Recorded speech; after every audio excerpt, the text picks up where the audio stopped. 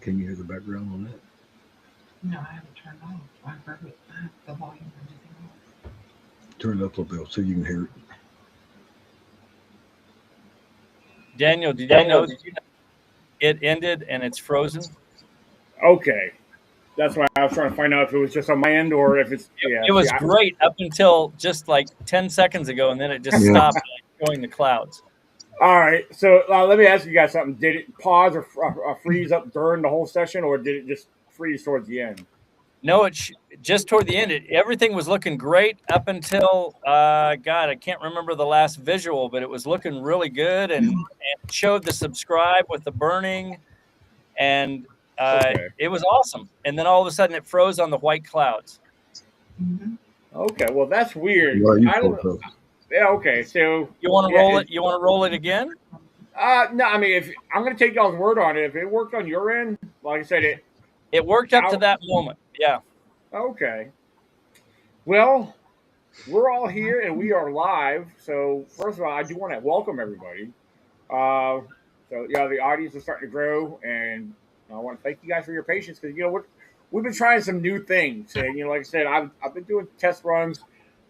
Well, things work through my phone, but the real trial is right here through the laptop. So I don't know why these little videos, when I test them and run them and put them together, they work elsewhere just fine. But yeah, Michael, you said they work great. From what you saw, so I mean, we're gonna run. Yeah, we're gonna go with it. So. It looked good. It looked good up to the very end. So now you'll know. Okay, very cool. Of course, right now, I have something else going on right now. I have things that pop up on my screen. I need to find a way to stop that. So, and I just want to let everyone else know, like I do every podcast, we do have the chat open. So we'll try our best to keep our eyes open on the chat. And if you have a question for Michael, at any point in time, I'll pop that up there, and he'll get to it when he can. And of course, we'll just we're gonna have fun tonight. Michael, first of all, I want to welcome you directly. Thank you for coming on here. I've looked into some of your work. I try to study up on you a little bit to get a feel on your book and your background. I know we're going to talk about the book Hush, so it's very interesting, especially again your background. You are. I'm not even going to try to. I'll chop it up. We're going to you get it to that. Yeah. Yeah. Let the military people take care of their own background, okay, Daniel? Exactly. I had everything pulled up, but my phone is not in front of me, so I'm not going to bother to read it. It's all good. Yeah. It's my honor to be here, Daniel, and I'm happy to tell, and Melissa and David as well. I'm happy to tell you kind of a concise view of my background. Is that what you would like, just to kind of get rolling? Please, for those who have no idea who you are, definitely take us from the beginning. Sure. Yeah. So I came out of the University of Arkansas with a history degree, went right into flight training for the Marines, which basically means that you go through Navy flight training. So Pensacola, Florida, kind of some of the stuff you see in Top Gun, where the pilots are starting to build a camaraderie. I was then selected for jets. So in primary flight training, which lasts about 6 months, they decide whether you're going to be a jet pilot, a helicopter pilot, or a propeller pilot, like maybe like a C-41 or something. So I was selected for jets. I then went to Texas for jet training, which is where you learn to land on the aircraft carrier. And that's kind of one of the final things that you do in what's called intermediate and advanced jet training is you go to the carrier. Generally about 30% of the pilots that go to the carrier do not pass, and that's kind of the end of their flying career. So that's pretty intense. But then I subsequently was selected to fly A-6 Intruders, which is an all-weather attack jet. For the Marines, that means it's a 2-seat. So I'm the pilot, and a bombardier navigator sits right next to me. The jet is no longer flown. It was mothballed for the 2-seat F-18s, which took over that role. But basically, the A-6 Intruder was designed for Vietnam to fly in all-weather conditions. So when you can't see out of the cockpit because of weather or anything, darkness, smoke. That jet is designed to basically paint a picture of the target, kind of like a Star Wars type of picture of like the kind of like the Death Star where you're flying down the canyon. That jet does the same thing. The big radar up front points a picture of where the target is, and then you can fly between mountains and go attack a target and then come back home. And that's what it was designed to do. So fast forward, I go to my gun squadron in 1990. We are immediately deployed to Operation Desert Storm, which began January of 1991. So, and I'll end this story pretty quick here. This will get you kind of up to speed on how I wrote Hush. So I'm flying combat missions beginning January of 1991, every night of the war. I'm also the squadron intelligence officer, meaning I'm reading the top secret briefs that are coming through for our squadron and basically the worldwide top secret traffic. Excuse me. Just had to get a little sip there. And then at the same time, I'm watching CNN at the officers' mess in between flights. So I've got 3 antennae. I've got the antenna of me flying missions, and it had nothing to do with weapons of mass destruction. I can assure you that. It was just bombing bases, ammo depots, tanks, anything that's coming south toward Basra was what my missions were. And then I'm reading the top secret traffic coming through not only for my squadron, but worldwide of what's going on in the world militarily. None of it is mentioning weapons of mass destruction. And then I'm watching CNN at the officers' mess hall, and they're all about weapons of mass destruction. So I just kind of had a sense at that time, like there's a bigger mechanism that's running this. This is not the American government or the British government. I just had a sense like something is not right here. But at the time, I was just trying to be a good Marine and fly my missions in support of ground combat troops. And so I did that. I got out of the military after a total of 8 years, which is 1 tour for a pilot. And I went right into screenwriting in Hollywood and wrote and directed shows in Hollywood. There's a current show you can watch on Amazon Prime called The Gunrunner Billy Kane. It's a sci-fi pilot. And finally, about 3 years ago, after studying all these covert events, I decided to write Hush, and that's how we're here today. Very cool. So there's something, like I said, I know you're going to take us into this, but like I looked up into alien manipulation, and I know that's what Hush focuses on, along with mind control.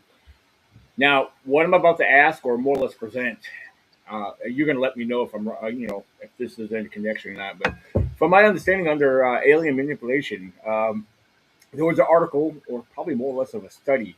I believe it was more of a study, where there was some DNA that was analyzed from a certain individual. I don't have his name off the top of my head.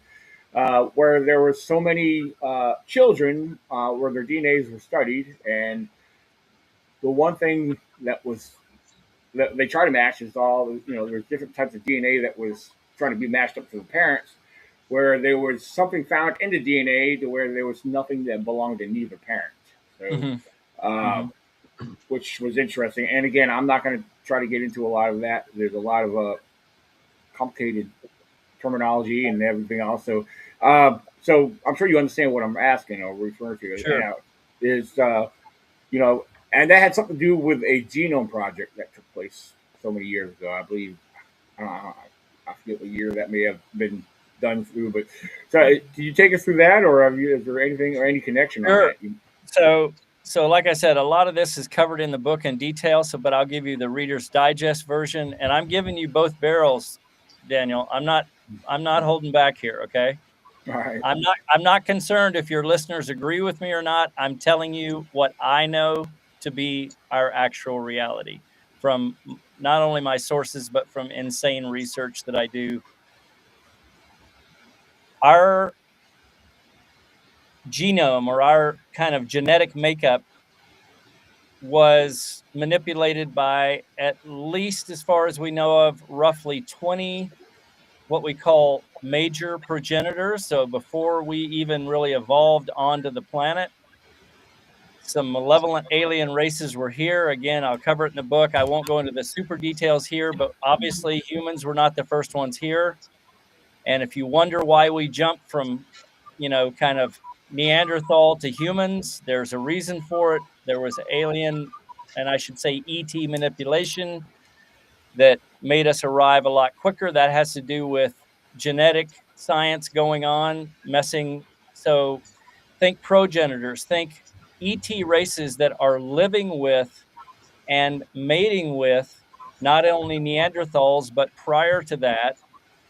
And their half and half DNA then produces the next thing and the next thing. And we are kind of the best of the benevolent alien races, as well as we have some pieces of some malevolent races we call tinkerers, and there can be up to 150 of those. So let me make it a simple, more visual picture. Let's just say that a coyote decides to go into a pack of bobcat, let's say, something that's smaller or less powerful than the coyote, and the coyote decides to mate with one of those bobcat. That would be considered a progenitor. Now, if that coyote remains within that realm and really embeds its DNA into that realm and stays and keeps doing this, that's called a major progenitor, meaning he lives with them over the next 100 years and he mates with bobcats for 100 years, and his offspring are mating with bobcats. That's called a major progenitor. If, however, let's say a mountain lion decides to come in once in a while and mate with a bobcat, that's called a tinkerer. That just means that maybe the mountain lion came in a couple times with that same bobcat group that the coyote was now living with, and the bobcat came in one time and got its stuff into the DNA pool. Okay, we call that a tinkerer. My understanding is humans are the product of about 20 to 28 major progenitors, meaning they lived with us for up to a decade to 100 years to centuries. And we are also, the same group, us, is also the product of about 150 races that came here as tinkerers. And remember, we can see those races in our DNA, and it's there today. So all of us are a little bit ET, a little bit, we're kind of mutts. And the final thing I'll say about that, just remember, 99% of our DNA is chimpanzee. That's what we are, 99% of. But that doesn't necessarily give you a visual of chimpanzee. The way DNA works, the way chromosomes, the way it all works together has to do with coding. So you can look a completely different way than 99% of your DNA. That's really important to understand. Okay? So that's my take on it. All right. Got a question for you. Sure. Real quick, without going a lot of detail. Melissa's 3 years Army. I retired from the Army in '98. Sure. I spent 21 years in. My first 3 years, I was in the Navy. I was an operations specialist. You probably know what that is, a combat Sure. CIC, radars Right. and all that stuff. The ship I was on wasn't really high tech. It's a combat store ship, USS White Plains AFS-4. We were stationed out of Yokosuka, Japan. We only had surface search radar. And I'm saying this, most other, your frigates and your small boys and your, they all had surface search and air search. We only had surface search because it was an older ship. But when we were out in the Indian Ocean one evening, I don't remember what time it was, we picked up on radar. There wasn't anybody else around. We steamed independent. The nearest allies or adversaries were 1,000 miles away. But we picked up on radar one night, about 12 miles off on the horizon, that painted a blip on the radar. That was about maybe 20, 22 miles out. I can't remember the exact distance. It appeared on radar. We got a hold of the aft lookout. Everything looked like stars except for one that was overly bright on the horizon. It wasn't a mast from a ship because it was too high. But it wasn't way up there to be a jet or a helicopter. Plus, we was too far from land for a helicopter to be out there anyway. It followed us, steady bearing, did not decrease or increase range any, but it followed us for maybe 10 minutes. Wow. And then it disappeared.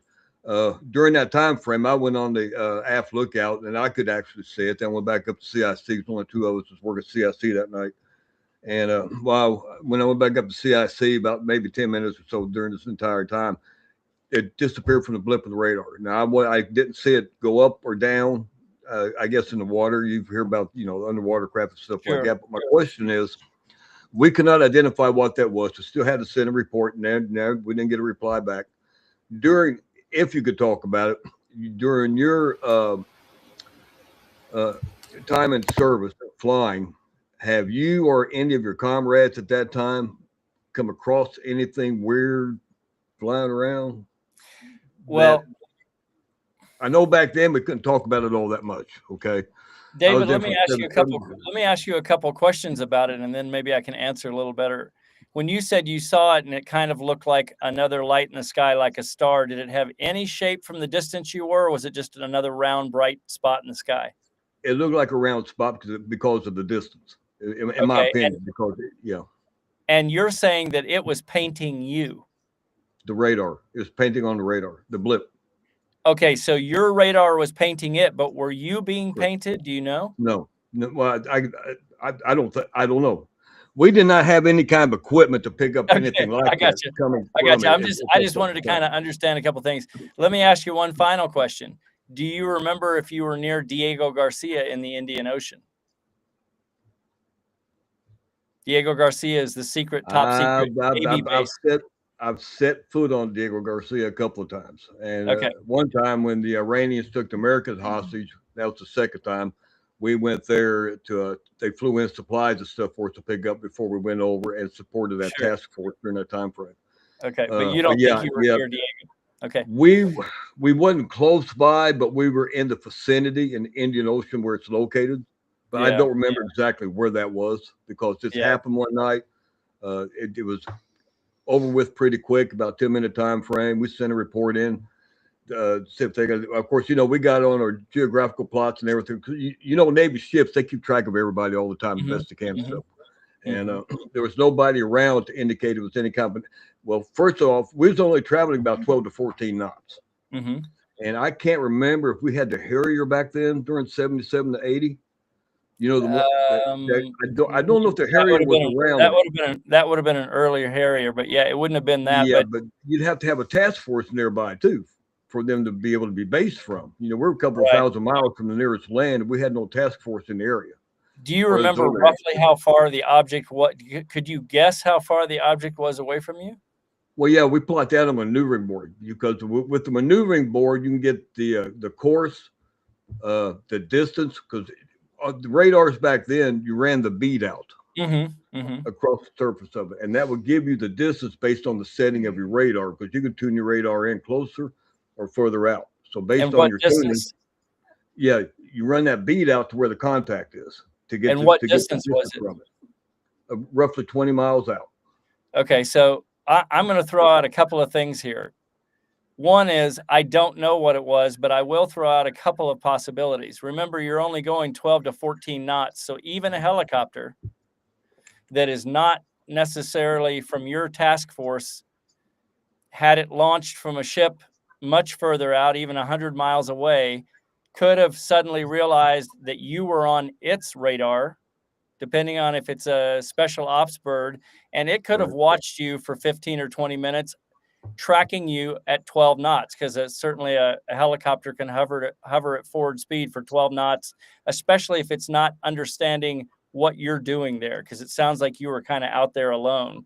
So maybe, it could, I'm just saying, simplest case, it could have been like a Black Ops type of helicopter just tracking you for 15 minutes. I doubt that would happen. They wouldn't need that long. And the other thing I would say is it definitely could be an alien or ET type of craft, but without, a lot more knowledge. I really couldn't speak to that. And I can't either as far as that. I can only report what we had that evening, how everything transpired around us, which would not make sense as far as it being a helicopter, because there's nothing close by, even unless I don't know some things as far as how far a helicopter could travel to and from without refueling. Right. And back then, from what I knew from back then, is we were just too far away from everything for it to happen. But I can't say what it was or what it wasn't. I just tell you what we encountered. You had that experience. Question: Have you encountered, or any of your counterparts, if you could talk about it, Sure. Anything So like I that? have not specifically, while in the military, encountered any type of UFO or UAP that I know of. My big UFO experience was when I was a senior in high school. Okay. I already had my private license because I was a heavy uh, addict to anything aviation related. So I already had my private pilot's license by the time I graduated high school. But I was listening to rock music one night, of all things, cranked up on like a Saturday night. And I'm looking 20 miles away at the Seattle skyline because I lived in a place called Kent, Washington. And all of a sudden, I see this thing doing Mach speed maneuvers over the city. And the city, I could see 20 miles across the Seattle skyline because I was so far away. So I knew the distance across the skyline that I was viewing was roughly 20 miles. And the thing was doing crazy maneuvers. And I was just about to call the radio station when it got deluged with phone calls. And the DJ had to shut down and basically say, hey, we have to stop the music. There's something over the city and everybody's going crazy. So I was like, yes, I saw something, I don't know. I just know that I was hyper involved in knowing every one of our aircraft in the U.S. arsenal at the time. I mean, obviously not the super secret ones, but I knew we didn't have anything even close to what that thing was doing. It was doing right angle turns and zigzagging in so many different directions. It had to be an anti-gravity platform of some type. And I just knew like, that's not from here. So Yeah. that was my only event in the military itself. I never, other than reading Top Secret Traffic that kind of alluded to there might be a parallel world going on with my military world. And that parallel world had to do with alien traded technologies. I cannot say that I know of anybody who saw anything that would be considered extraterrestrial. Now, having said that, as you know from the military, even if guys are confronted with a UFO right in front of them, many in the military don't want to lose their job and they won't speak about it. Right. Until recently, everything we've been seeing on TV, what they've been talking about here in the last 15 years or whatnot. Oh, cool. Yeah. That's Right. Now, I was just curious about that since, since I had that experience and since you were Sure. into see if you had any kind of experience like that got you on board to where you're going now, but you just explained how you got there. So, Well, now in Hush, I definitely cover the Nimitz or the Gerald R. Ford incident where they had the UAPs and they scrambled birds to go intercept the UAP. So that's covered in Hush, and it's pretty detailed. So you can certainly, give the book a read or listen to the Audible, and you'll get a very good sense of what those pilots did in that instance was exactly what those pilots would do in the instance of encountering something that is basically of much more advanced technology. Yeah, Well, go ahead. Go ahead. no, go ahead, Daniel. Go ahead. Now, mine. What I was going to say is because when you were describing what you saw in the sky over Seattle, I don't know, just a random kind of funny thought. It makes you wonder, like the extraterrestrial. I mean, how do they develop their flight patterns where they're constantly going back and forth or these crazy maneuvers? I mean, look at our aircraft. We got pretty good technology, but it makes you wonder why. What's the point of? Is it their way of avoiding our satellites or something? I don't know. Or that's a good question, Daniel. Yeah. I think also you have to remember. Now, I'm coming from the standpoint, and you'll certainly get this reading the material, that I'm coming from the standpoint that we have multiple ET races all around us at all time, and they can cloak at any time that they want to. As you now know, even America is getting pretty good with its beginnings of its cloaking stuff. But you have to remember that we're talking about civilizations that are maybe 1 million years older than us. And can they cloak if they have the technology to even arrive here from intergalactic space? Do you think they then have the ability to cloak themselves when they don't want to be seen? Yes. And to answer your question of the crazy flight path, if you read even the 1947 Arnold account of the 9 aircraft that he saw between Mount Rainier I can't remember the other mountain. I want to say Mount Hood, but it can't be Mount Hood. But it was between Mount Rainier and Mount Adams, maybe. Anyway, he witnessed 9 disc-shaped craft traveling at what he later calculated between 1,200 and 1,700 miles per hour in 1947. We didn't have anything that could go that fast. And these aircraft were supposedly doing flips and turns while they're traveling at that speed. Almost, he said, the final 4. This is the Arnold account. And you can read that online, but he talks about that the last 4 in the long formation were doing flips and turns like the tail of a Chinese kite. So to answer your question, Daniel, about that flight path over the Seattle skyline, I mean, ET races want to have some fun too, right? So I'm just saying that if they just decided to kind of zip back and forth and look at stuff, or if they felt like they were evading some kind of radar that was over the city, I mean, they clearly have the capability to do that too.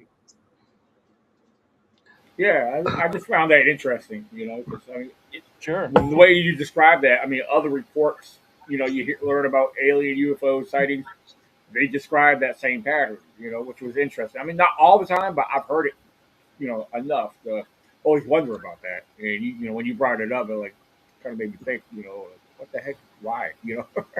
Has your research taken you down the path of possibility of aliens shapeshifting? Absolutely. That's a good question, David. So I'm of the impression that the mind control that we've experienced for decades now, that basically says Roswell didn't happen and there's no such thing as aliens and there's no such thing as Bigfoot and all this stuff that they put out, has to do with not just a small group of humans at the kind of top level that kind of control and manipulate events. Think big pharma, blue bloods, queens and kings of England, the Rockefellers, the Rothschilds, that level of money that kind of runs the world, that owns all the oil.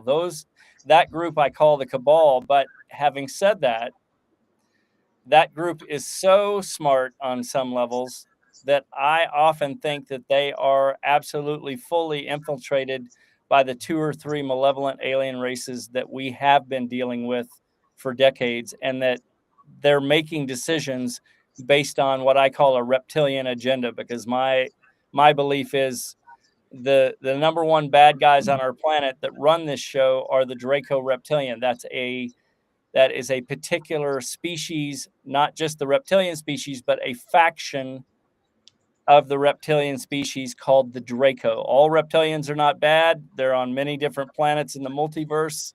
But my study and my sources say those are the top dudes who came here before humans evolved and are still in many ways in control of the planet through this Yeah. cabal that I mentioned.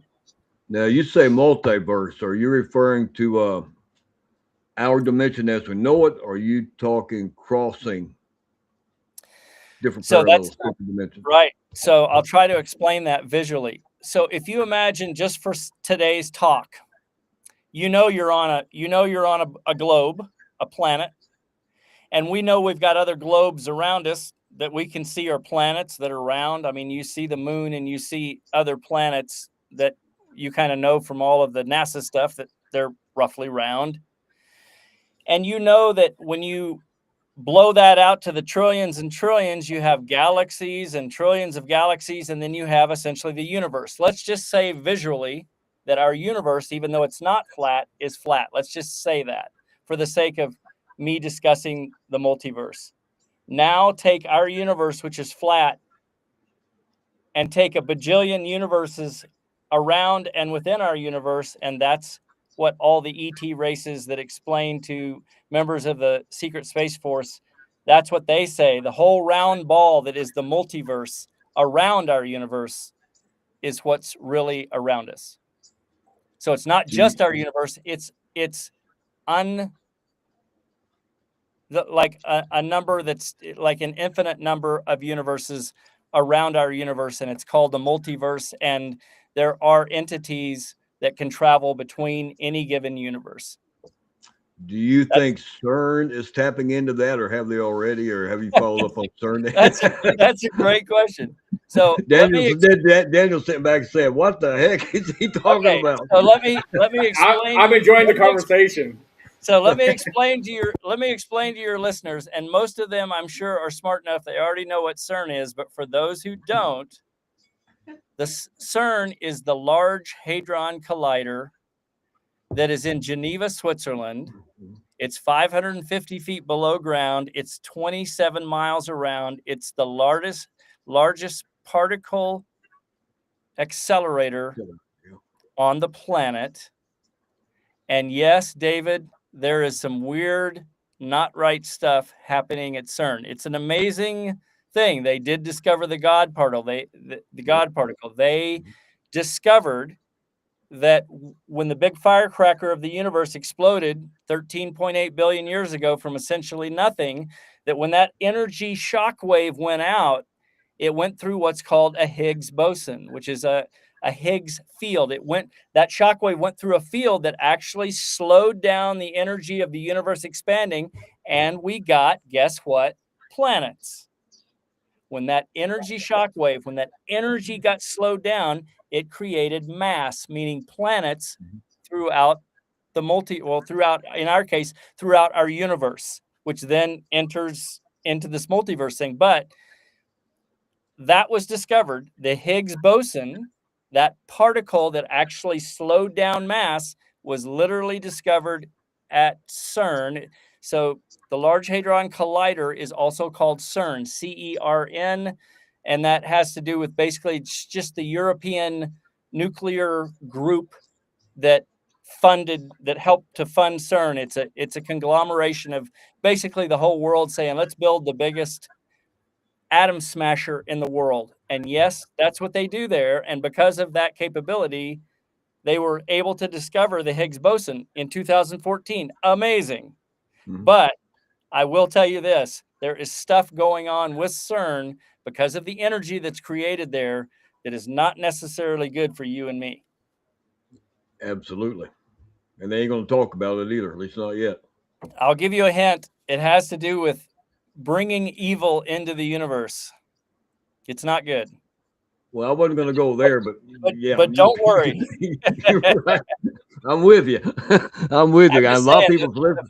The folks who are doing the bad stuff, they don't want to believe it or try to comprehend it because they don't want to be taken out of their norm. You know what I mean? They don't want their everyday life being messed up. I think you're right. Going on out there, you can't explain, or maybe some people do have answers for it, but they're not coming forward with it. But we're just looking for answers. We're practical. We don't jump off down the rabbit hole. Everything's this and everything's that. But when something happens, we dig in, Daniel and everybody in the group, we want concrete answers, a foundation of, if we could ever get one, of why certain things happen. Why are we experiencing what we're experiencing? You are going to get a lot in Hush, David. I recommend while you're out on some of your hikes in nature, get the Audible version because it's 22 hours and I read it, so you get to listen to my crazy voice for 22 hours, and it's kind of fun. But within Hush, you might be listening to what might be your actual reality, and I don't hold back in Hush. It's pretty insanely researched, and I have some pretty intense sources that I've vetted over many years, and they don't lie. Very interesting. What are you looking at me for?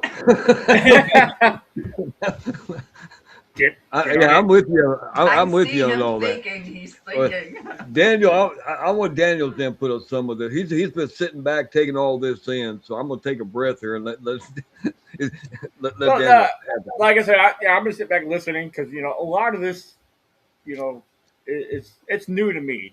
It's new. I don't have a lot of understanding. I've always been curious about different aspects, and and I'm glad I have David on here because that's why I keep you. You had some good questions. You understood some of his terminology, especially with his military background. That's why I keep you guys on the payroll. I mean,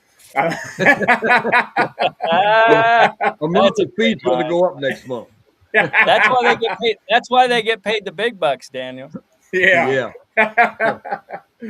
I'm actually surprised. I've been watching the live chat. I'm actually surprised William Nighthawk, of all people, is not interacting here because this is like seems like it's right down his part of his, where he dives into on his podcast. So, but yeah, I mean, what can you take us into? We were discussing some. We started to discuss the alien manipulation, and where's the mind control and everything come into play? Like, can you run us through some of that? Sure. So let me ask you this: when you grew up, did you believe that Roswell even happened? You know what? That is a good question. I mean, I've always looked at that in other incidents. I mean, I believe it possibly did happen. I didn't believe it happened. I didn't even necessarily believe aliens were real. I'd always been told that's just a very low probability. So I always grew up thinking we're the only people in the universe, really. There might be life, but it wasn't intelligent life. That's how I grew up. How did you grow up? Well, I mean, yeah, I wasn't told what to believe, but I also, never really got brought up like that. Even with the whole Bigfoot phenomenon that I'm involved in, and it's something that you observe you learn basic things just from movies, or you don't really hear much about it on TV growing up. Exactly. So that's the answer that I'm going to use that now, because your question is, how do they use mind control against us? And who's our friend that just came in? Who's this? It's Luna. Luna. Oh, hi, Luna. I love dogs. You look so sweet. Oh, Luna. she is. Luna is sweet. All right. Yeah, okay. She needs to be in here. So to answer your question about how mind control works, so if you think about this, you and I can now agree that we grew up and our parents didn't tell us that there were aliens, and our parents didn't believe there were aliens around us. And what I'm trying to say is, as you read Hush, you're going to understand, oh my goodness, Roswell did happen. There's enough evidence now, volumes of evidence from all the people who were living there at the time, that say it not only happened, but we were warned if we talked about it, we could die, and people did die. So now these are facts where there's enough people who gave deathbed confessions that said, look, I don't care now, I'm about to die anyway. I saw live and dead aliens. I saw a ship with a crash ship with aliens, and there's been enough accounts of that now, and daughters and sons who were 6-year-old at the time who are still alive that say, I was there with my dad and we looked at the crash ship and we saw a live alien and 3 dead ones, and et cetera, et cetera. That's the Gerald Anderson interview with Stanton Friedman. You can still see it on YouTube. Type in Gerald Anderson and watch his interview when he's like 40. He was 6 years old at the time, and basically said, I was there. We came around a corner. There was a ship stuck in the arroyo. There were 4 beings below it. One was fully alive. One was injured, massive injured leg.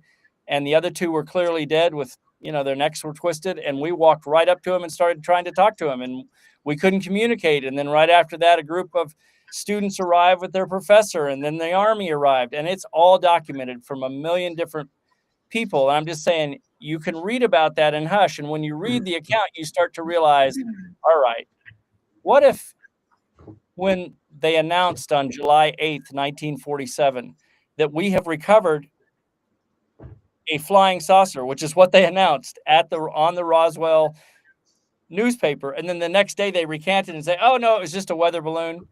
Imagine for all of us, if our parents from that time forward had been able to say, no, we have crashed alien ships and there's aliens in our presence and we have aliens here. We're not the only ones on the planet. So that's how mind control has changed everything for you and I, because we have grown up, at least Daniel and I, and I'm sure you guys too to some extent, not really believing that anything extraterrestrial could be here or be alive, or that there's extraterrestrial ships.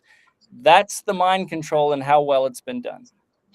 Well, I was always into that stuff growing up. I mean, we've had paranormal stuff happen throughout our life and stuff like that. My dad took one incident to his grave with him involving him, my brother, and him. And that was a paranormal aspect. But I've always had that open mind growing up. Right. Parents never did talk about it any.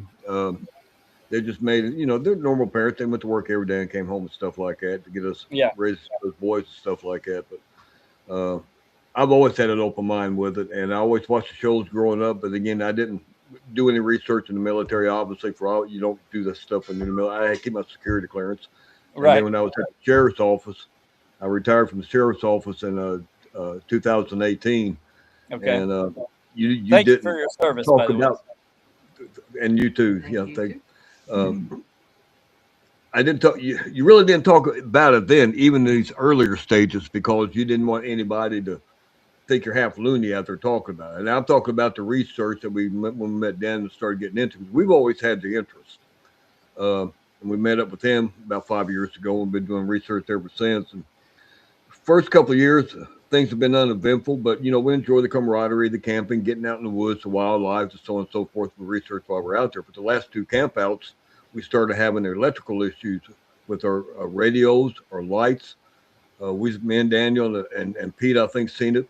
A ball of light in the woods one evening, not up in the sky, not off in the trees. It was about 40 yards from us, and you had to look sort of down at the ground to be able to see it. We saw for about maybe 4 to 5 seconds, and it flared up and went out. I don't know how long it was there beforehand before I seen it. Got Daniel's attention, but things just started happening. That why is it happening? What's doing this? Where's it coming from? It's fascinating in my mind. Yeah. But again, we're still trying to find answers. We just can't I'll, say it's I'll, that. We can't say it's that. We can't say it's this. But a lot of people will. They can jump in that rabbit hole. No, it's that, and you can't change your mind. We want I'll throw answers. something out about that, David. I am convinced from studying enough of these events where folks like you, with an open mind and open heart, saying, I'm open to anything, I want to know the answers. The ET races tend to approach those individuals in various ways, like a light that's 40 yards away. Or, in other words, you're almost calling it in by saying, I'm open. I'm not scared. Show yourself. I'm ready. Trust me, the ET races that are all around us, and I'll come back, Daniel, a little bit to Bigfoot. Bigfoot is a known real entity, is an ET that lives here, that can vanish in front of you. They are not hostile toward humans, although they have a faction of some of them that will eat a human in extremis, meaning if they're in a kind of rough situation. But I do have enough research and contacts to know that Sasquatch is a real thing, and it is another of many ET races that are honeycombed in our planet. And Sasquatch was here as well before humans. You have to remember, a lot of these ET races are ancient races. And the final thing I'll say about Sasquatch is they want humanity to flourish. The same with the other races within the planet. Why? Because it's their planet. They don't want us to be stupid and violent and blow ourselves up, which blows up their planet. So they're gunning for us to be smart, to be benevolent, and to not war ourselves into destroying the planet. Well, let me ask you something about that light we seen real quick. It was about 40 yards from us on average. It was about 10 o'clock at night. It was about maybe 6 to 8 inches in diameter, round, pure white. It didn't radiate any light. It didn't protrude any light to where it was lighting us up. It was just there. And it maybe shifted a little bit before it flared up and went out. It didn't hurt your eyes looking at it, but it was just a pure white light. It didn't radiate like it was energy or anything else. Through your research, could that point to that light could be a medium to where? Well, in my opinion, from my research, it could really be anything, David. So just remember, back in World War II, all of the pilots were seeing the Foo Fighters, right? So they're going in to attack Germany, and they've got little spheres of light from this size all the way up to this size passing by their aircraft in the midst of battle. And what I understand about that is the alien race that was putting those orbs there was trying to figure out, what are the humans doing? Because if you're an alien race from beyond this planet and you see or get news that again, they're going crazy on this particular planet fighting each other. If you have the technology to go there and watch this gigantic World War II fight, you might be interested in what they're doing. Where are you going to go? You're going to go right to the middle of the battle. And if you know that you can't be struck because you have high technology orbs that can kind of fly in and look at all these aircraft up close and the guys who are shooting all these machine guns at each other, then you're going to do that. And that's what they were doing. Yeah. They were probing throughout these mid-air battles. And so they're called Foo Fighters, hence the name of the band eventually. But those orbs from this size all the way up to the size of like a Volkswagen have been seen throughout history all over the world. I can't identify which ET race that might be, or if it's a multidimensional entity, but absolutely there's been enough accounts, volumes of accounts of orbs appearing, and generally it's right where people with open hearts like you guys were going, hey, we're open to paranormal, we're open to anything, because they pick up on your energy. Like, these humans might be approachable. Let's see what happens. And they might just be giving you a taste of that we're out here. If you keep coming out, maybe we'll show ourselves more. There's a question on here from Paranormal Cryptids BR. Can you explain the draconian aliens? Yes. So I will first say this. It's excessively covered in hush. If you want the details, get the Audible or get the book. It's a 600-page book, and it's essentially your covert history from 1940 forward, meaning all of our interactions with aliens, including the original folks who dealt with the Draconians, which were the Nazis. I won't go into the super details of that malevolent group, but I will say this. Around you is a 95 to 5% ratio in the multiverse of benevolent aliens, good aliens, to malevolent aliens, the bad aliens. It just so happens that the 5% in the multiverse are here and have been here manipulating humanity. And the reason they're here is because of fear. Now, that seems weird. You would think, wait a minute. This is an advanced draconian race. To give you a visual, think 8-foot tall, lizard-looking thing that's muscular, telepathic, meaning it doesn't have vocal cords, it doesn't speak, but it can speak to you, and they are genetic masterminds. They are millions of years older than our race. They have the technology to travel here, and when I say they came here out of fear, the Draco reptilians, now I'll be clear, there's reptilian races throughout the multiverse. They are known as benevolent, great, wonderful, peaceful races, and some of them live within the planet. But just like humans have the Nazi faction, that's not our best representation of humanity, the reptilians have the Draco faction, and the Draco are the ones that came here and began working with the Nazis in 1933, signing a deal. I won't tell you what that deal is, but it's in hush. It's not necessarily a great thing, but it had to do with receiving alien technologies. And that has gone on since then. And America got involved right after Roswell in the same types of treaties with other malevolent races. And we have been reverse engineering those ships since 1947. Was that under Truman? Correct. When he was gone for those 3 days or so? That the details are in hush, but David, you're on target. Just because to go into that story, it's so involved. I don't want to. Right. Can we get your book off of Amazon? Yeah, it's on Amazon. You can get the Audible.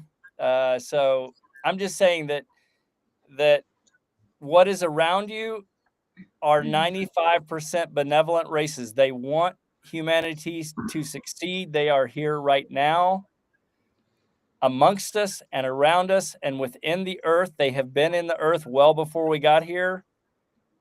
And I pretty much think you'll get it all. If you finish the book, you'll have a very good understanding of my take on all of human history with aliens up to now. You'll have a very good idea of what's been happening.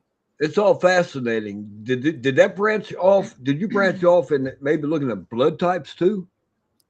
So I will tell you She's A that positive. Does I'm that part mean alien. anything? I'm A negative. You're A Oh, positive. yeah.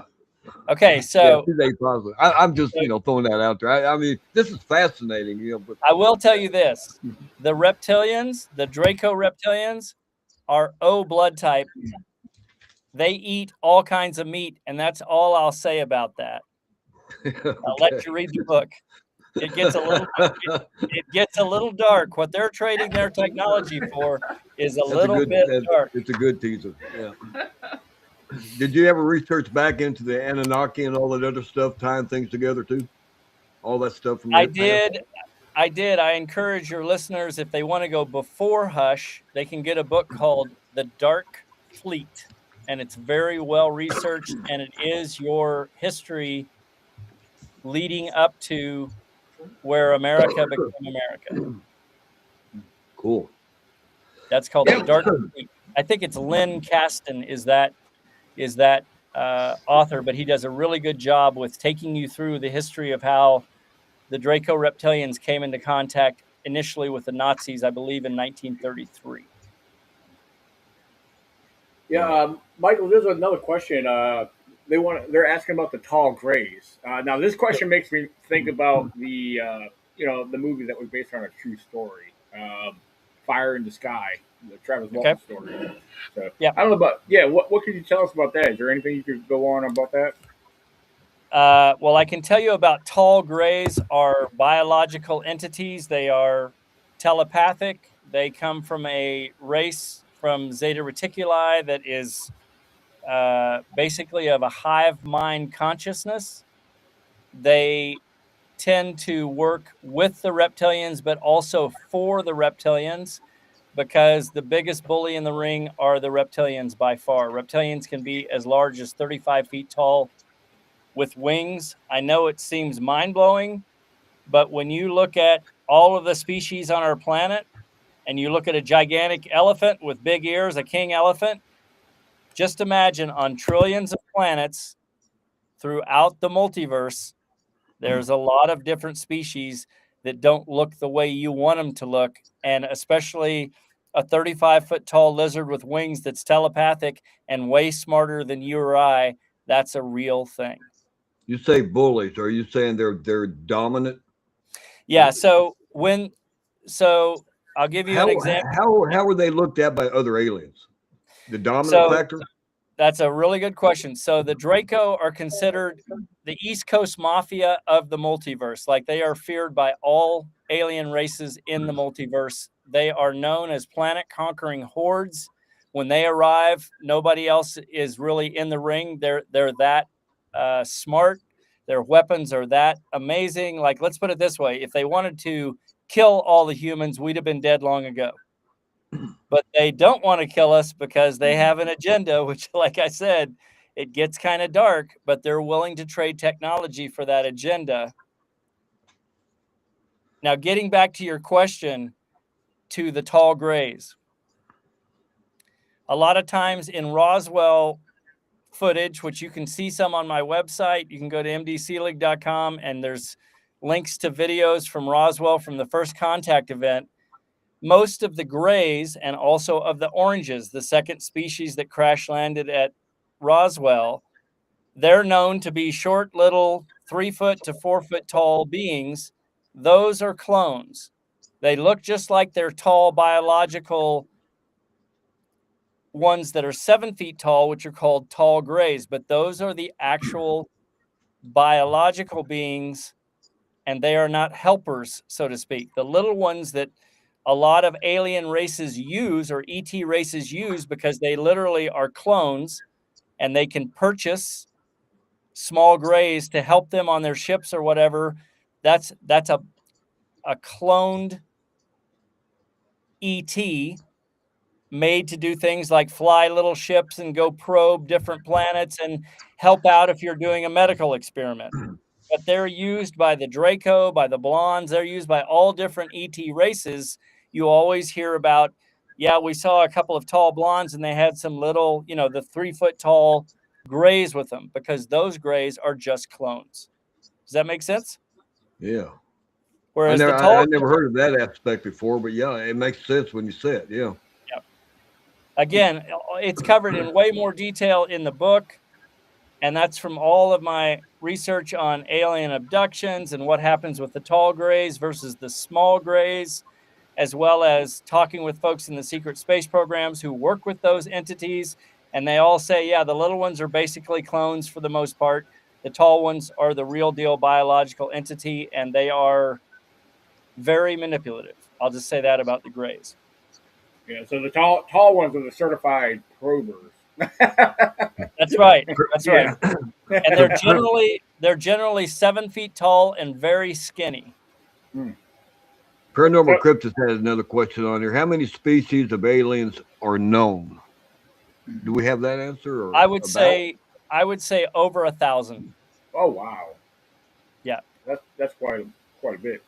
Just alone, the secret space program personnel. By the way, if you haven't seen the new documentary, I think it's called something. It's Journey to the Truth Behind the Green Door, with all the secret space program folks who are now coming forward and giving interviews from all over the world.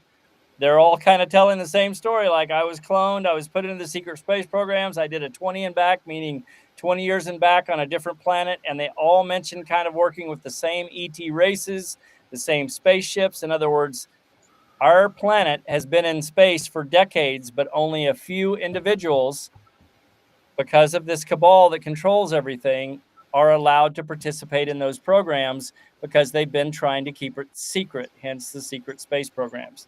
But I can promise you this, we have been in space for decades, meaning humans have been in space for decades, but a very limited few. Well, I've seen an interview of a guy that's basically alluded to that based on his experiences, but he brought up something. I wonder if you came across it in your research. Mhm. Med beds. Yeah, Have you heard anything about them? That is not well known, but right. that could. So know, med fill beds you- are basically a bed that you lay on. The thing is like laying inside a hologram. It's alive. The med bed interacts with you. It immediately senses that you're a human or an ET or whatever. And it literally looks at the blueprint of your body all the way through, all your DNA, everything else.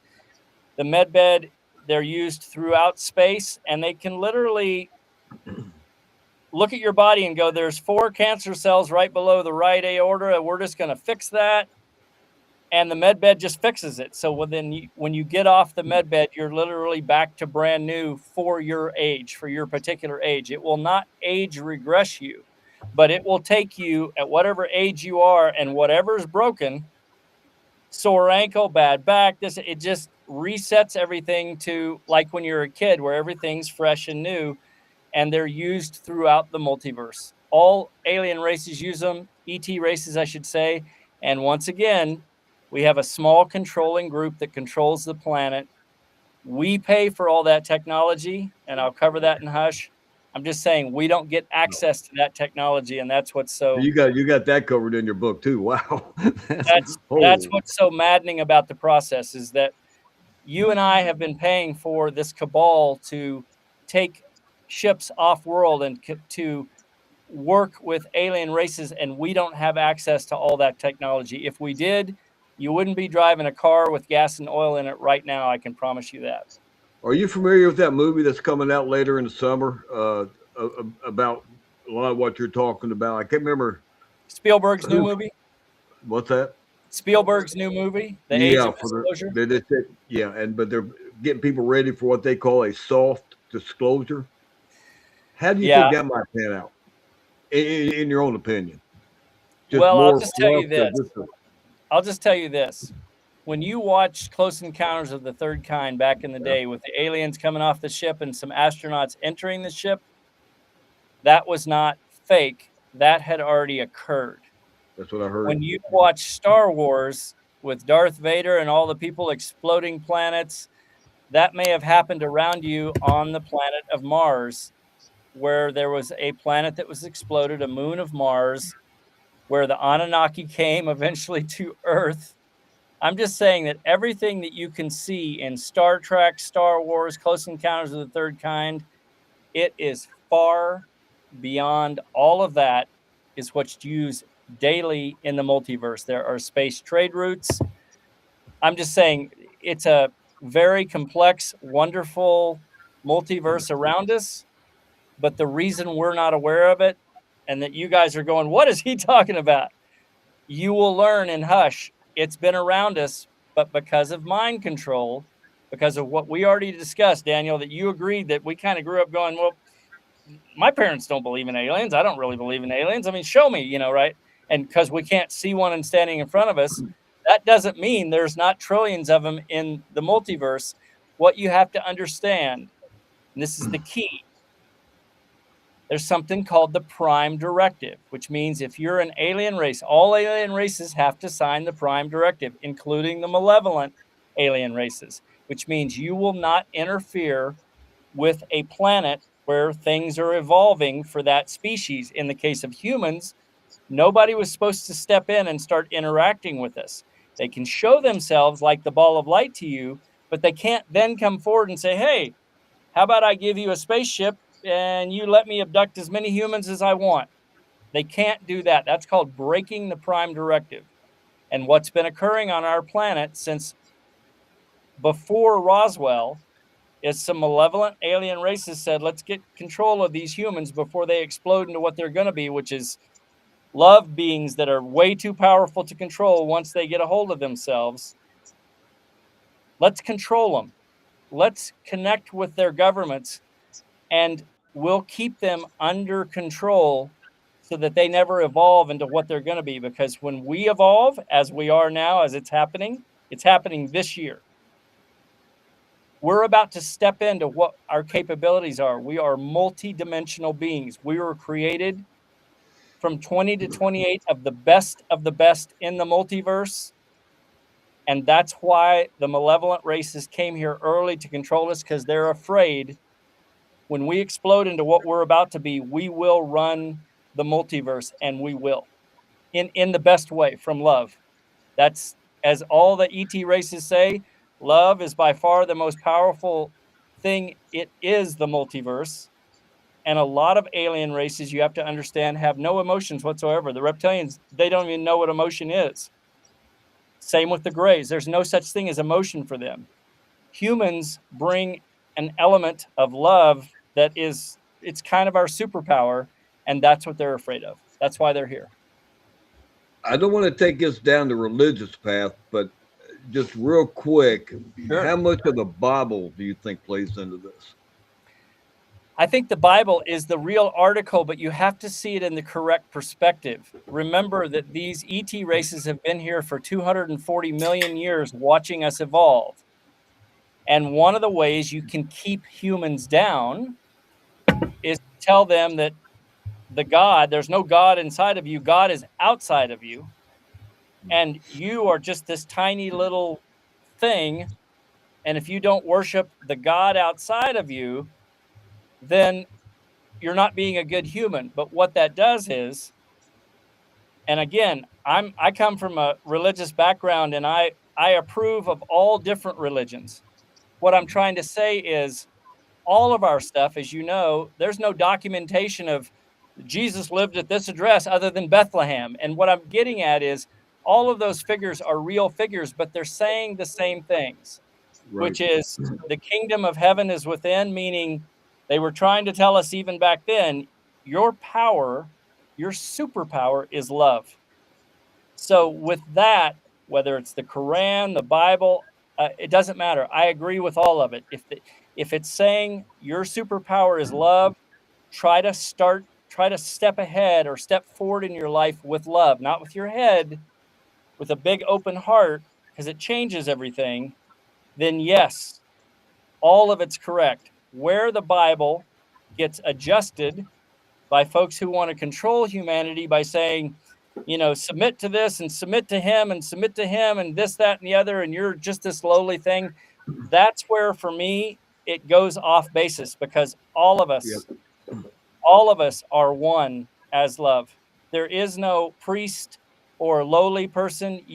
and I and every priest and priestess, we're all equal. We're all just love. Behind this avatar is just love. That's it. That's how Yeah. powerful we are. Well, I agree because the Bible, not just the Bible, but the Quran and all the other stuff, they all have the basic fundamental meaning behind it. But Right. when you get man involved, they'll take portions of it to manipulate it again for the control. That's it, David. So you have to use your heart. If you read anything now stepping forward, or if you watch CNN, which I don't tell you to, I'm just saying, if you start watching things with your heart now, watch how quickly you decipher, like, that's fake, that's not real, that's a lie, because your heart knows. If you try to use this and you try to overthink all of this, this is where the mind control will continue, and you want to get away from it. We So see the it way all to, around us. yeah, See it try all to around us every day. try to turn off the CNNs of the world. Try not to scroll as much. Maybe turn your technology off for 5 minutes a day. Watch what happens when you open this. Don't just try to get quiet here. Open your heart in your quiet time and protect it. Protect that 5 minutes a day. And all I can tell you is watch what happens. You will have molecular changes begin occurring from just leading with this, your superpower. Just watch what happens. David, Melissa, at the next group camp out in May, we're all holding hands around the fire and singing Kumbaya. I'm not singing. I'm not holding anybody's hand. I'm telling you that. But again, being outdoors on that aspect does it for me personally. Just getting out there in the wilderness, forgetting about everything, just opening everything up and just absorbing everything, because you feel different in the daytime. Nighttime comes, you feel a whole different sensation when you're out there. I ain't talking 100 other people around, and we're out there in primitive camping. We don't Very have primitive. very primitive. And everybody has their own cathedral in their heart, right? Like for some of us, it's nature. For some of us, it's just quiet, away from other humans, no technology on. For some of us, it's sitting in a bath with a candle and just everything quiet. For some of us, it's hanging out with our kids. So, find your cathedral, but try to show up each day for 5 minutes to it and go to that place where you're opening your heart. And I'm just saying, watch what happens. Yeah. Yeah. My cathedral is this can of beer right now. Yeah, there you go. That's another cathedral. All things in moderation. Right. Now, a lot of this, moderation. Absolutely. Yeah. And a lot of this, and what we're talking about, you mentioned about as far as the way we grew up understanding or learning or knowing anything or not knowing anything, it kind of brings me back to something that I spoke about. And, this, I think it kind of goes hand in hand, is what I call, it's a known term, is social programming. It's like I use this in one of my recent little blabbers that I put on YouTube, and I spoke about it in the past, and it mainly goes towards non-believers per se, the complete non-believers with what we research and study. There's the naysayers, because their minds are so blocked and put away from what actually is, so, and, all of us grew up that way. Until things start revealing itself, and that's the way I look at it. It's like social programming. We're ever since our youth, we're brought up a certain way to understand things and believe what we're told to believe, So you're right. Again, that's exactly a lot of it's a revelation. So yeah, all of the time, but maybe not everyone's going to get that way. I don't think everyone's going to get it, but there's a lot of things I still don't believe in, but I have to keep an open mind, because I hear so much. Like a lot of the people I interview that share their stories, I get drawn into some of these stories. Like, when I get drawn into something, like I'm visualizing and thinking, okay, I think there's some truth behind this. I'm visualizing what they're saying, Sure. But that I know maybe that doesn't mean anything. But like I said, again, I'm learning to keep a more open mind on a lot of things. Well, yeah, Daniel does mean something. Like I mentioned before, that I'll tell him, when we first met Daniel, we knew it was going to be the Bigfoot aspect. Okay, even though we had a lot of other interests at the same time, paranormal and all the other stuff, strange things happening, which we've had here in the house too on video. But anyway, it was like he was just focused on the Bigfoot aspect. Then the more we got involved with him, and he got involved with us and other people, he never was much on the paranormal side of anything until things started happening this last Yeah. year and the last couple of campouts. Yeah.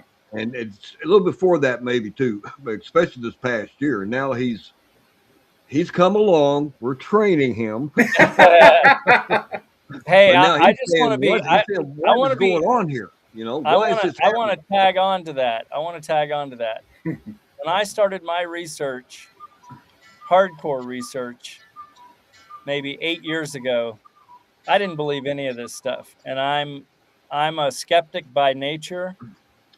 And you guys already know that I'm far beyond you out there on the woo-woo scale. But what I'm saying is, we all move in the increments that works for us, right? Because if I see a light orb in the sky and I'm at a particular place in my kind of evolution toward understanding that there might be alien races nearby, depending on where I am in my evolution around that, I might just see it as a light in the sky and I go, okay, that's some kind of jet, but it's not moving and it's not hovering and it's that and the other. But if I'm at a different place in that evolution, I might say, oh, that's definitely a UFO. My point is that we all move at our own pace of our own soul, right? So I don't think there's any right or wrong. What I think is important is that you move along with an open mind and open heart. When you guys read Hush, you're going to relate to some of it. Some of it, you're going to go, he's way the hell out there on that. And other parts, you may go, he's way the hell out there, but I don't know. Something about what he's saying feels like truth. And then you can also feel how that feels in your heart. And I will tell you this, if you will read Hush from your heart, you might find you're at home. You know, we encounter that just based on our experiences. We'll tell other people. They'll look at you. They'll go, uh-huh. But you know, in here, they're thinking, there ain't no way. But when more than one people experience the same thing, it's not your figment of your imagination. Right. There's no way it's a figment of your imagination. Right. And it just so happens that night we seen the light real quick. About 25 minutes prior to that, we left another group member in a different location. He's seen a couple of entities in the field beyond him. Now we can't say it was wildlife or whatever, but it's just how things played out. 20, 25 minutes prior to that, he's seen that. He runs back to camp, base camp where they were. They call us on the radio. We start heading back to camp. About 200 yards from where he had his encounters, we seen that light. It's a coincidence? Don't know. I would say, because you guys are all open to it, I would say you were probably being probed. And if you guys had showed out there again for the next 2 weeks in a row, you might have had something more physical occur. But, you know, you got to remember that ET races are just like you and I with an animal. We might, if we think the animal might be approachable, you know, maybe it's a deer and it seems like it's going to be friendly and not kick us to death, we might kind of approach it and see if it'll kind of hang out. So ET races do the same things. You know, humans are kind of seen across the planet as a pretty violent species, and we are, unfortunately, because of the stuff that's going on worldwide.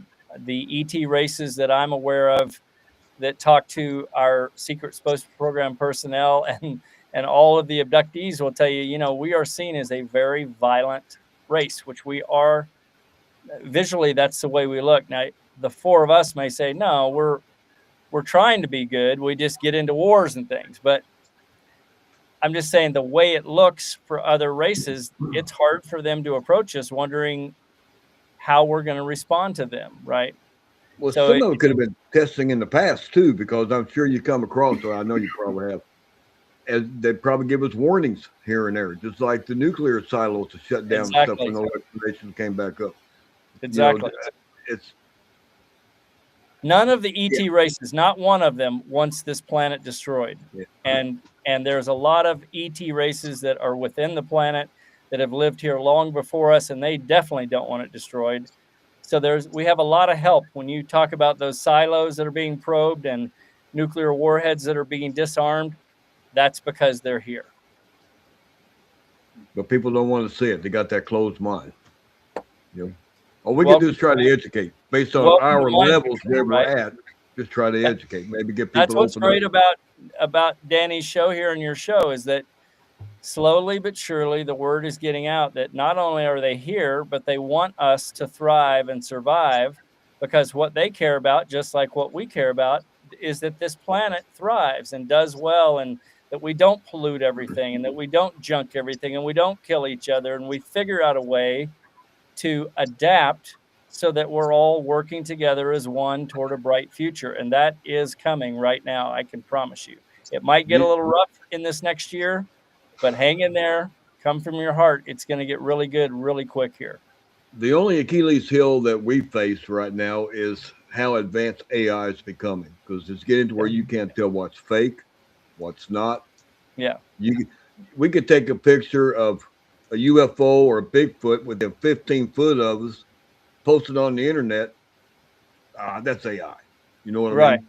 That's something we're going to have to deal with. I understand that, but AI is going to be the Achilles heel of a lot of things until you're faced with it one-on-one. Basically, is what I'm trying Like to I get at. said, if you number one, I encourage people to get away from social media and from all media as much as you can in this next year. I encourage you to go find your quiet space, light your little piece of sage, find out what's inside, find out what you are, which is this crazy, powerful being that you've never been told that you were, but you are. And watch what happens. And what will happen as you do that is you'll start to hear and see AI differently, because you'll realize scrolling on Instagram and Facebook to see these AI things, A, it's not doing anything for me. B, it's confusing me, which is what the mind control folks of the planet want you to do, is be confused so you don't go in here and become powerful. They don't want you to go in here. So what I'm saying is, flip them the finger, go in here and go, I'm about to explode into what I have the capability to be. I'm going to come with a big open heart, and I'm not going to be deceived anymore. When that happens with critical mass this year, which is occurring, the planet is rising. The changes that are coming are going to be magnificent, but it's going to get a little rough before it gets better. I'm just saying, come from here and you'll be fine. There's nothing to fear. Now, those changes you talk about, that's going to be something that people's going to immediately notice, and that's going to take time to evolve. I believe that you are about to be welcomed into the galactic community, meaning we're going to have an actual contact event. And it's going to be a little rough initially because, when humans see ships over all cities worldwide, and then those ships suddenly disappear because they can cloak. And for the next 2 or 3 days on all podcasts, we're talking about, we saw a ton of ships over our city too. That's what humans do. That welcomes us to begin the conversation, to go, I guess we're not alone. So the next time those ships appear, maybe a couple days later, this time we don't just freak out. We go, wow, nobody's shooting anything. It's all calm. And maybe they vanish one more day. And then a couple days later, after we've discussed it again, and we realize maybe our governments aren't in control, that maybe the next time the ships land, and maybe there's benevolent entities that depart from those ships. I'm not saying you necessarily go with those entities. What I'm saying is just use your heart about the events that are coming, and you'll be fine. There's nothing to fear. But I do believe this year you're going to be welcomed into the galactic community, because it's been coming for a while, and now because of a number of events, it's going to occur in this year.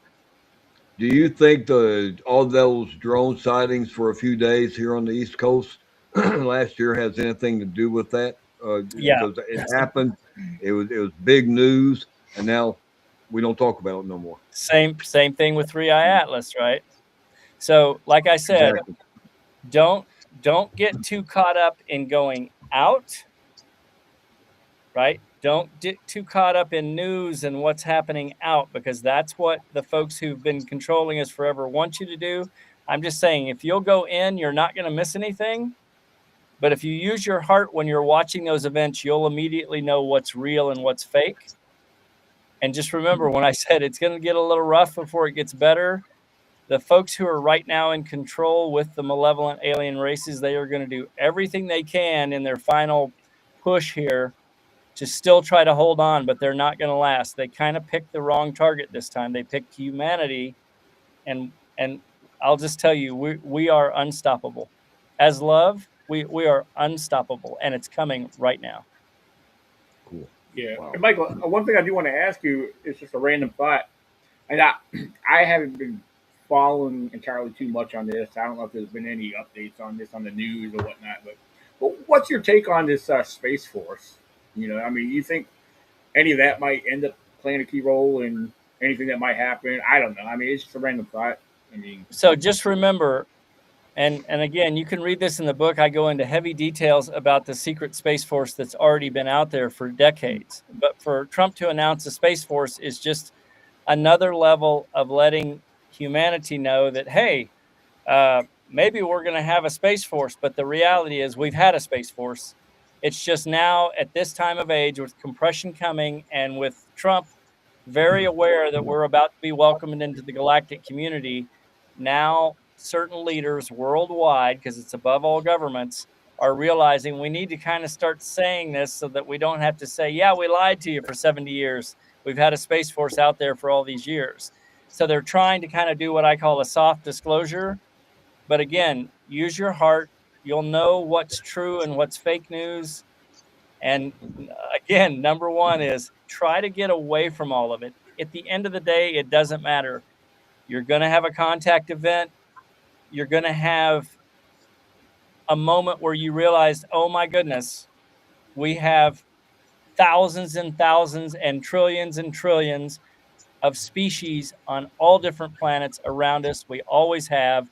We have species within our planet, honeycombed within the planet, that are far advanced than we are. They're not coming to the surface because of humans being so violent and crazy and because of the Prime Directive. But now all of that is being adjusted. The benevolent races, the good races, have decided, all right, it's chaotic enough on Earth. It's time to step forward and go, okay, you guys, we want you to know, despite all your mind control, we've been here, we are here, we want you to survive and win. It's happening this year. How do you think that when that time comes, how do you think the chaos is going to be dealt with? Because you know there's going to be massive. Yeah, I don't, like I said, I don't think you have to worry about it. It will be a day-by-day thing. Just imagine right now, and you can do this as well as I can, you know, if suddenly over Denver and over New York and over Washington and on every news station, there's suddenly 50 ships that just suddenly appear and hover, and they're not doing anything. They're just hovering, and they're all different shapes and sizes. And then 30 seconds later, they disappear because they cloak themselves. What's going to happen? Well, every news station, every person, every entity on the planet is now going to be gabbering about, oh my God, aliens are here. And then there'll be discussions on the news and this, and it'll be just like you think it would be. There'll be some people who go into immediate chaotic apprehension. There'll be some people saying, oh my God, it's the return of the gods. There's going to be all kinds of stuff. But the main thing I said, like, stay calm, go inside, realize it's time. And to There's going to be those you can't do that to. I mean, well, and like I said, you're going to have factions that try to blow everything up, just like regular nightly news. You're going to have a group of people who's like, oh, we're going to go drink the punch and screw everybody, and we're going to kill off who we can. And then you're going to have, you know, some religious groups that are like, oh my gosh, we can't handle this, and we're going to go in the woods and escape. And you're going to have other groups who are like, thank God they're here. So you're going to see all the normal human reactions, including violent reactions.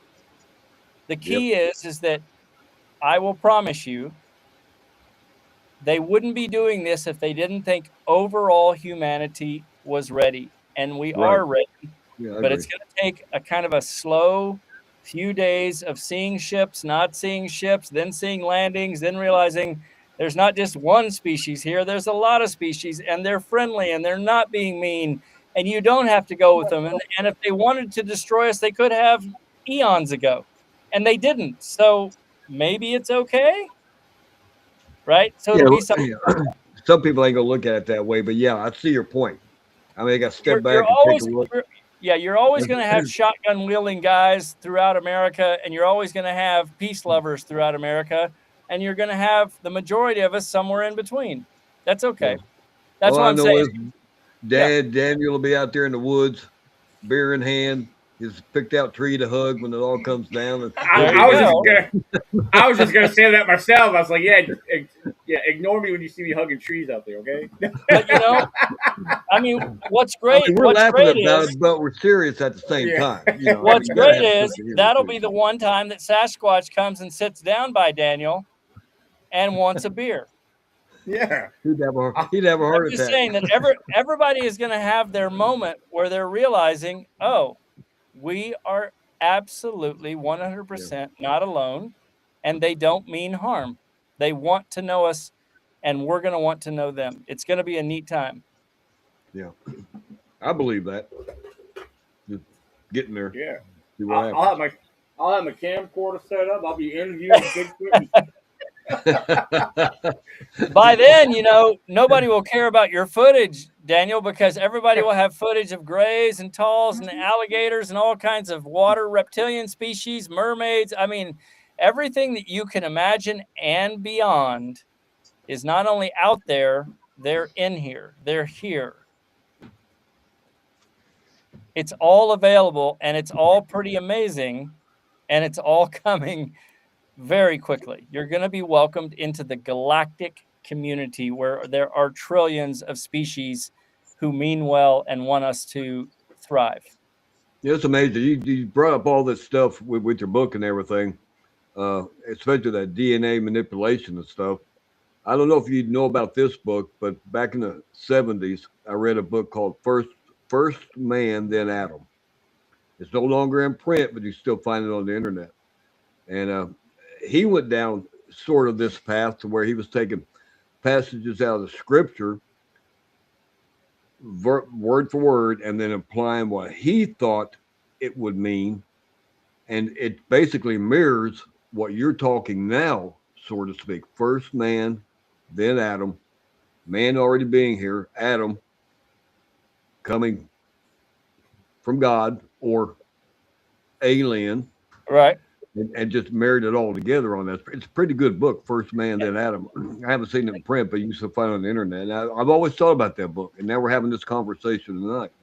And that's what's amazing, David, is that remember you were asking earlier about how much, or maybe Daniel was asking how much, religion mirrors what's now being said, and how much Jesus and all that stuff mirrors what's coming now with us as multidimensional beings of love exploding into this multiverse and becoming a factor to where we are a benevolent force throughout the multiverse. And that book is saying essentially the same thing, that it is, that it's at the end of the day, it's all one big story, but it all has pieces of the truth in it. And here we are today. And you can certainly look back at any Bible, any Quran, any of the Indian writings, Hopi writings. It all says, it's kind of like they say when you're talking about getting into meditation, all the masters, male and female, throughout eons, including back to Rumi, they're all saying the same thing. They're all saying, look, if you just get quiet, get out of your head, go from your heart and get really empty, you are basically not from an ego standpoint, you are love itself, and you have that capability to access how powerful you are each day. And all of the ET races constantly talk about humanity like, you guys are royalty, we consider you royalty. And when the secret space program personnel say, why do you consider us royalty? We're like primitive, we can't even do all the stuff that your ships can do. They're like, no, it's not about technology. It's about this. It's about the power that you guys are bringing, the power that you wield that you have forgotten about. because you've been mind controlled into believing that you're not all of this and a bag of chips. You are so powerful as a human. And that's what all the ET races, the reason they're here is to watch this unfold, because they know that we're about to bring love full tilt boogie. And when we do, we are, as a race, unstoppable. Yeah, I think things happened in the past because one couple of words that really struck me is a couple of cultures in the past, they had a terminology for it called star people. Mm-hmm. Why would they come up with that? To me, that's compelling. Star people. Yeah. So, and I think one of them even mentioned the Pleiades, the star Pleiades, system. Yeah. Mm-hmm. I mean, at the end of the day, you are a star being. I mean, you weren't here originally. There were ET races here long before you and I evolved on the planet, but you are the product of the stars, so to speak. You know, we could say that you're the bobcat and coyotes came here and bred with us. Well, that's essentially what happened. And we are the product of some of the best benevolent alien races. We are like a big experiment because they supposedly put 20 to 25 of the best alien races together to create this thing called Homo sapien. And here we are now, about to step into what we really are. It's an exciting time.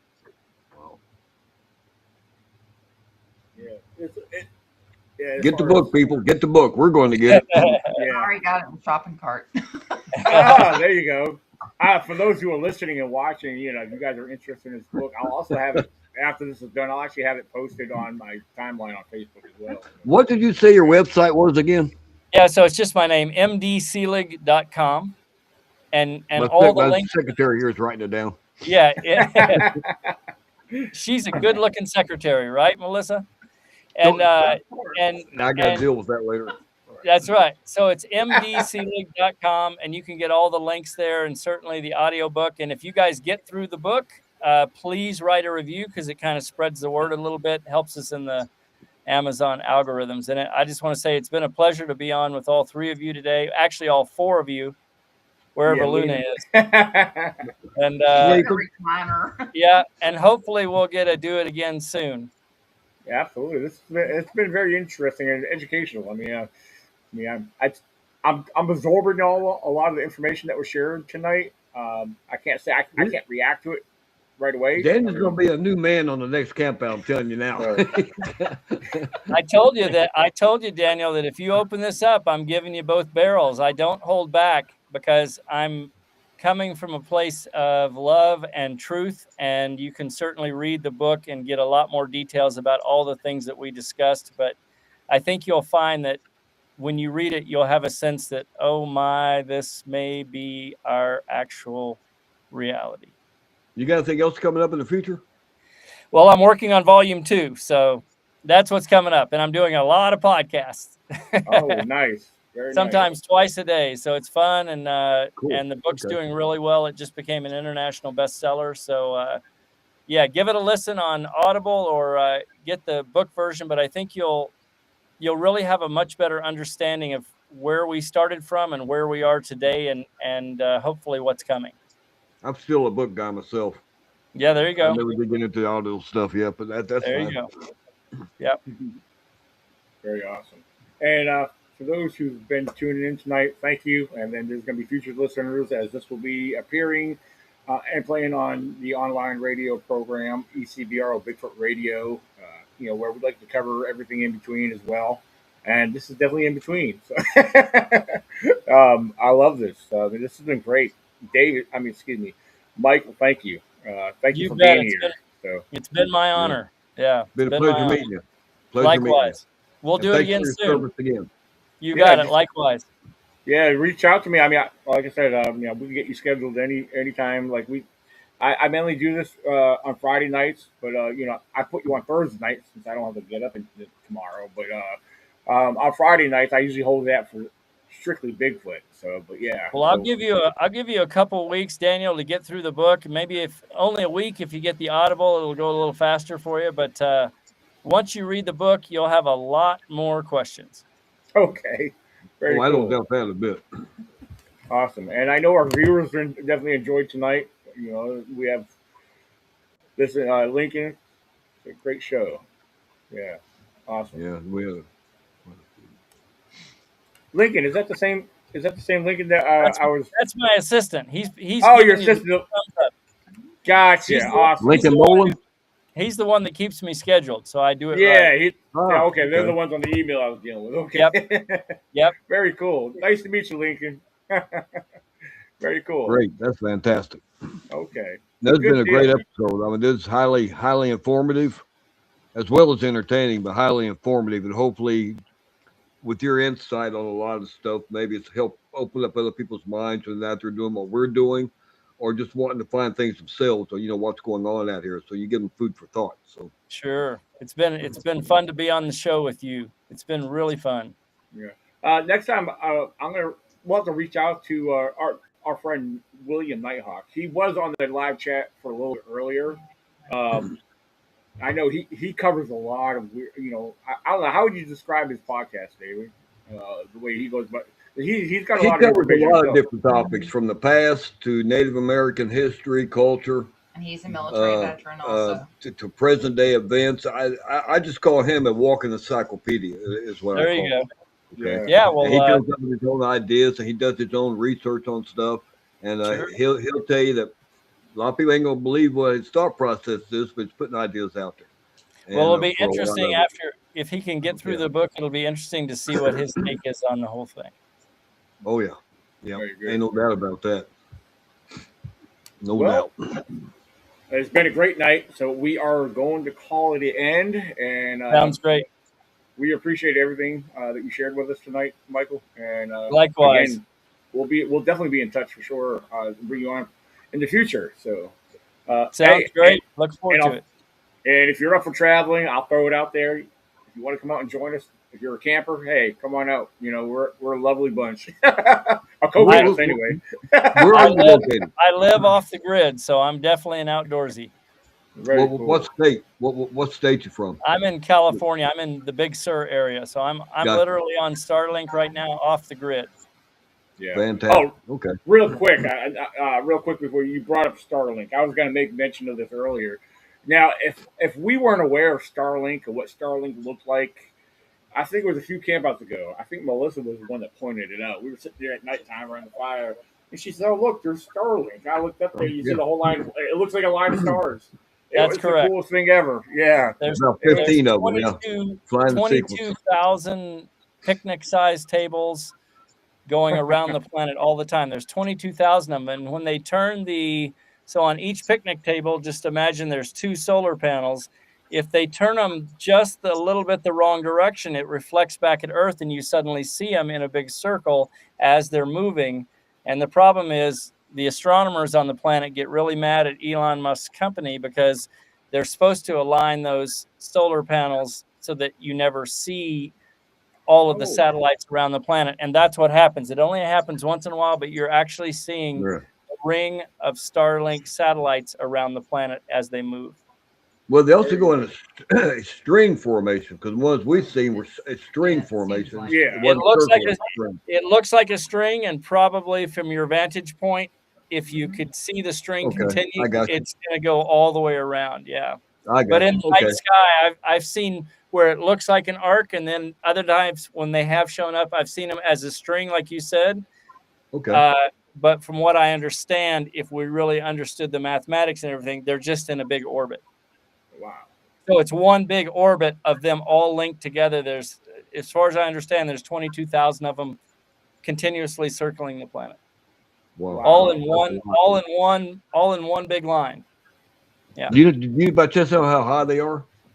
I don't. But I And bet you, compared to the other satellites? I'm sure their orbit is online in a million different ways because they're always seen. So I'm sure somebody will say, oh, they're 6 miles up or something, whatever they are. They're in near Earth orbit. I know that. Near Earth. Okay. Yeah, I Okay. think so. Okay. All right. Well, very cool. Learn something new every day. Well, meanwhile, everyone, as I tell everybody, I know this wasn't a Bigfoot discussion tonight, but keep it squatchy and tune in tomorrow night, January 23rd, as our guest, will be sharing his Bigfoot knowledge and his experience as well, all the way from New Hampshire. Mr. Mike Tinsley. He's joining us tomorrow night. So, but again, thank you guys, everyone. And if you're not subscribed, be sure to do so now. And have a good night.